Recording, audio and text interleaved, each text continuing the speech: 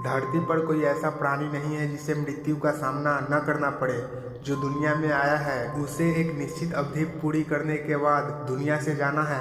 मृत्यु को रोक नहीं सकते, लेकिन अपने कर्मों से इसे संवार जरूर सकते हैं। गरुड़ पुराण ग्रंथ में भगवान विष्णु पक्षीराज गरुड़ को बताते हैं कि व्यक्ति अपने कर्मों से ही मृत्यु के बाद स्वर्ग या नरक में स्थान प्राप्त करता है। लेकिन क्या आप जानते हैं कि मृत्यु के बाद स्वर्ग या नरक का सुख दुख भोगने के बाद जीवात्मा का क्या होता है और ये कहाँ जाती है? गरुड़ पुराण के अनुसार धरती के ऊपर स्वर्ग लोक है और धरती के नीचे नरक लोक है। नरक लोक को अधोलोक भी कहा जाता है। महाभारत में राजा परीक्षित द्वारा सुखदेव जी से यह पूछे जाने पर कि नरक लोक कहाँ है, तब वे कहते हैं नरक त्रिलोक के भीतर है, जो दक्षिण की ओर पृथ्वी से नीचे और जल के ऊपर है।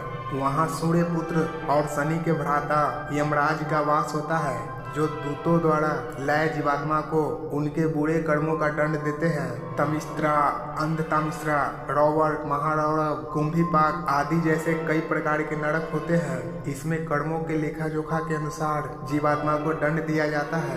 हमने पुराणों में पढ़ा है कि जीवन में बुरे कर्म करने वालों को मरने के बाद नरक की प्राप्ति होती है, लेकिन नरक के बाद फिर आत्मा कहाँ जाती है या नरक आत्मा का स्थायी स्थान बन जाता है?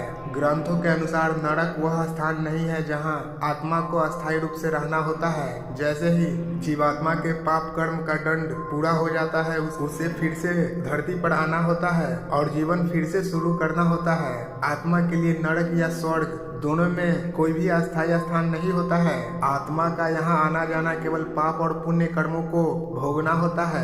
यदि आत्मा स्वर्ग में जाती है तो भी वहाँ अनंत समय तक नहीं रहना होता है। जैसे ही उसके सदो कर्मों का प्रभाव खत्म हो जाता है, फिर आत्मा भूलोक लौटती है। धरती पर आत्मा का इसी तरह आना जाना और योनि प्राप्त करना लगा रहता है, जब तक कि वह सदो कर्म से मोक्ष प्राप्त न कर ले। जरूरी सूचना, यह वीडियो में दी गई सूचना सिर्फ मान्यताओं और जानकारियों पर आधारित है। यहाँ यह बताना जरूरी है कि काल यूट्यूब चैनल किसी भी तरह की मान्यता जानकारी की पुष्टि नहीं करता है। किसी भी जानकारी या मान्यता को अमल में लाने से पहले संबंधित विशेषज्ञ से सलाह जरूर ले लें। हमारे चैनल को विजिट करने के लिए धन्यवाद। अगर वीडियो अच्छी लगी हो तो चैनल को सब्सक्राइब कर दें, लाइक कर दे और बहुत ज़्यादा अच्छी लगी हो तो शेयर भी कर दे अपने सगे संबंधी के साथ।